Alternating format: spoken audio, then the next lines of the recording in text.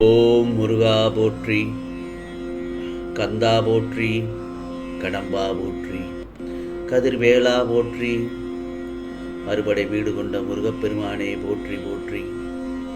என் செல்ல பிள்ளையே, நாளை நீ நினைத்தது நிச்சயமாக நடக்கும் என் செல்லமே.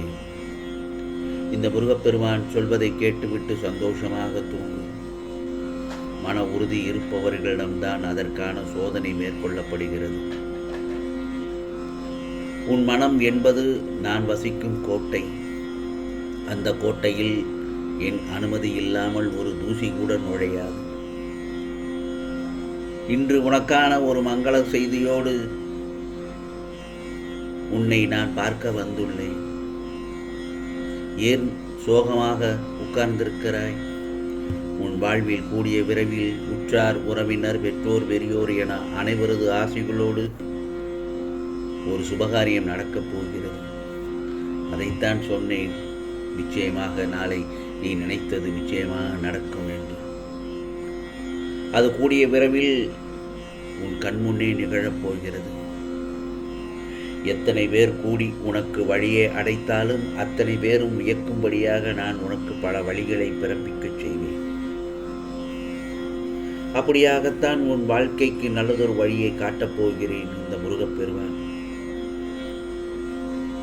நீ நினைத்தது, என்னிடம் கேட்டது எல்லாம் உனக்கு நிச்சயமாக திடீரென்று நீ எதிர்பாராத நேரத்தில் சர்வசாதாரணமாக தருவேன். அந்த சமயத்தில் இது கனவா நிஜமா என்று ஆச்சரியத்தில் உன்னை திக்குமுக்காடச் செய்வேன்.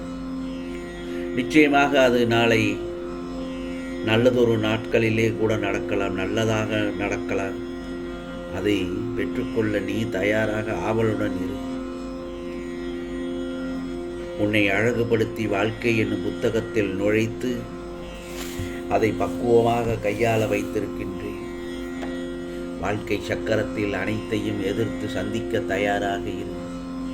வாழ்க்கையில் வருவது அனைத்தும் நிரந்தரம் இல்லை, அனைத்தும் மாயைதான். கர்ம வினைகள் உன்னை விட்டு நீங்கி போகும் நேரம் இது. கடன் பிரச்சனைகள் எல்லாம் விலகி உனக்கு வருவது எல்லாம் வந்து சேரும் நேரம் இதுதான்.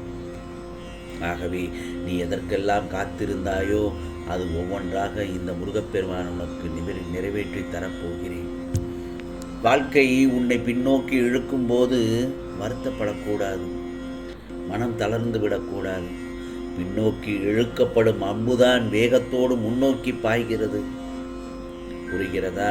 நான் உனக்கு எது செய்தாலும் அது உன் நன்மைக்காகத்தான் இருக்கும் என்பதை மனதார நினைத்து என்னை நம்பு என் செல்லமே.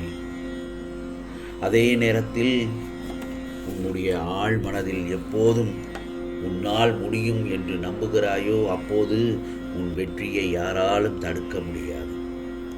நீ சந்திக்கும் சிக்கல்கள் உன்னை சிதைக்க வந்ததல்ல, உன்னை செதுக்க வந்தது. நீ சந்திக்கும் சிக்கல்கள் உன்னை சிதைக்க வந்ததல்ல, உன்னை செதுக்க வந்தது.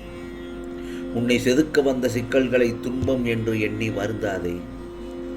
நீ மனதில் சுமக்கும் அவநம்பிக்கை உனக்கு இழப்பை தரும். அந்த மாதிரி நிலையில்தான் உன் மனதில் இருக்கும் நம்பிக்கையை உனக்கு எதிர்பாராததை எல்லாம் கிடைக்கச் செய்யும். சில பேருடைய அற்ப செயல்களால் பொறுமையை இழந்து விடாதே. உன்னை சீண்டுபவர்களை கண்டு மனம் வருந்தாதே. புன்னகையை சிறிதும் இழக்காமல் உன் ஒவ்வொரு நாளையும் கொண்டு செல்ல முயற்சி செய். நான் ஒன்று சொல்லட்டுமா? உனக்கு ஒரு பாதையில் வழி கிடைக்கவில்லை என சோர்ந்து விடாதே. உனக்கான பாதையில் ஒரு வழி இல்லை என்றால் மறு திசையை நோக்கிப்பார். உன் பார்வையானது நாலா திசைகளிலும் இருக்க வேண்டும். உனக்குள் தாழ்வு மனப்பான்மை இருந்தால் முதலில் அதை தூக்கி எறிந்துவிடு. ஏனென்றால் அது உன்னை வளர விடாது. அதே போலத்தான் உன்னை மதிக்காதவர்களுக்காக மனம் வருந்தாதே. அவர்களுக்காக உன்னுடைய நேரத்தை செலவிட வேண்டாம். அவர்களை பற்றி சிந்தனையே வேண்டாம். வாழ்வை நீ மகிழ்ச்சியாக கொண்டு செல். உன் வழிகளையும் வேதனைகளையும் கடினம் தெரியாமல் நான் மாற்றுவேன். இந்த முருகப்பெருமானின் சொற்களை கேட்டு நீ நல்வழியில் நடந்துள்ளாய்தானே? உன் வேண்டுதல்களுக்கும் பிரார்த்தனைகளுக்கும் நான் செவிசாய்த்து விட்டேன் அல்லவா? முருகா முருகா என்று என் நாமத்தை சொல்ல சொல்ல உனக்கு நல்லதொரு வழி பிறக்கும். அப்பொழுது நீ கேட்கும் எல்லா வரங்களையும் நான் நிறைவேற்றித் தர தயாராகி விடுவேன். உனக்கு நல்ல நேரமும் அதிர்ஷ்டமும் கிடைத்து விட்டது. நீ ராஜயோகத்தில் இருக்கப் போகிறாய். நாளை உனக்கான நல்ல தகவல்கள் வரும். என்னதான் நடக்கிறது இனியே, நாம் என்னதான் ஆகுமோ என்று குழம்பி இருந்த உன் மனநிலையை இப்பொழுது தெளிவு பெற்று விட்டாய் அல்லவா? நாளை உனக்கு சில உண்மைகளும் புரிய வரும். உன் பிரச்சனைகளுக்கும் முடிவு வரும்.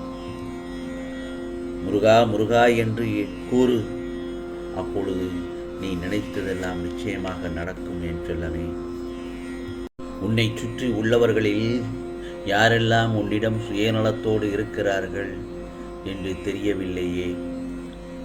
இந்த உலகில் வாழும் அனைவருக்கும் ஏதாவது ஒரு நபரின் மீதோ அல்லது ஒரு பொருளின் மீதோ சுயநலத்தோடு தான் இருக்கிறார்கள். சுயநலம் நல்லதுதான், ஆனால் அதில் உள்ள வரைமுறைதான் அதன் தன்மையை எடுத்து காட்டுகிறது. உதாரணமாக நான் ஒன்று சொல்கிறேன் கேள். இறைவனிடம் எல்லோரும் நன்றாக இருக்க வேண்டும் என்று வேண்டுவதும் ஒரு வகையான சுயநலம்தான். ஆனால் அதில் உலக நன்மை அடங்கி உள்ளது. அதுவே என் குடும்பம் மற்றும் நன்றாக இருக்க வேண்டும் என்று இறைவனிடம் பிரார்த்தனை செய்வது இரண்டாவது வகையான சுயநலம். நான் மட்டும் நன்றாக இருக்க வேண்டும், வேறு யாரும் என்னை விட முன்னேற்றம் அடைந்துவிடக்கூடாது என்று நினைப்பதுதான் உண்மையான சுயநலம். அது மிக மிக பெரிய தவறு என் செல்லமே. இவர்கள்தான் சுயநலம் கொண்ட தீங்கு விளைவிக்கும் எண்ணம் கொண்டவர்கள் ஆவார். எந்த ஒரு சூழ்நிலையிலும் ஒருவருடைய சுயநலம் மற்றவர்களின் உணர்வுகளையும் மற்றவர்களுக்கு துன்பம் விளைவிக்கும் விதமாக இருக்கவே கூடாது. உன் கண் முன்னே ஒருவருக்கு உதவி தேவைப்படுகிறது என்றால் அதை நீ அந்த நிமிடமே உன்னால் முடிந்ததை உதவ வேண்டும். அதை விட்டுவிட்டு உனக்கு நேரம் இல்லாமல் இருப்பது போல் அங்கிருந்து வெளியேறுவதும் தான் உண்மையான சுயநலம். அதே சமயம் செய்த உதவியை எல்லோரிடமும் நான் தான் இக்கட்டான சூழ்நிலையில் அவருக்கு உதவி புரிந்தேன் என்று தம்பட்டம் அடித்துக் கொள்வது ஒரு வகையான சுயநலம்தான். இவற்றையெல்லாம் மனதில் கொண்டு சூழ்நிலைக்கு ஏற்பட்டு செயல்பட்டு யாரெல்லாம் சுயநலத்தோடு இருக்கிறார்கள் என்பதையும் பிறரிடம் எவ்வாறு செயல்பட வேண்டும் என தெரிந்து கொள். கவலை கொள்ளாமல் நிதானமாக நம்பிக்கையோடு உன் கடமைகளை செய்து கொண்டே இரு என் செல்லமே. நிச்சயமாக நாளைய பொழுது உனக்கான பொழுதாகத்தான் இருக்கும். நீ நினைத்ததெல்லாம் நடக்கும் என் செல்லமே. இது முருகப்பெருமானின் அருள் வாக்கு, சத்திய வாக்கு. உனக்கானதெல்லாம் நல்லதே நடக்கும், நல்லதே நடக்கும். ஓம் முருகா சரணம். ஓம் முருகா சரணம். ஓம் முருகா சரணம்.